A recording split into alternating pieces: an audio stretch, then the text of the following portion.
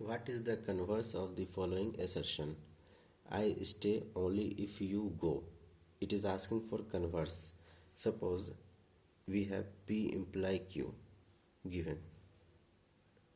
Its converse will be Q imply P. We have given I stay only if you go. Only if is implication. Suppose this is Q and this is P. So converse will be Q imply P. In place of Q, in place of P you have to write Q, and in place of P you have to write Q.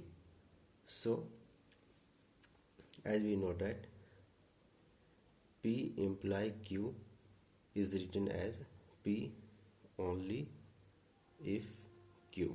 On that basis, in this basis, we are deciding this. P imply Q is also written as Q if P. Suppose that what you will say this, it is the converse of this. According to this can be converted to P if Q, and in question P is what? I stay if Q is you go.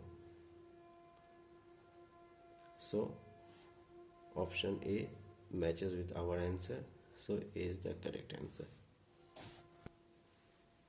Here P and Q is taken from concept.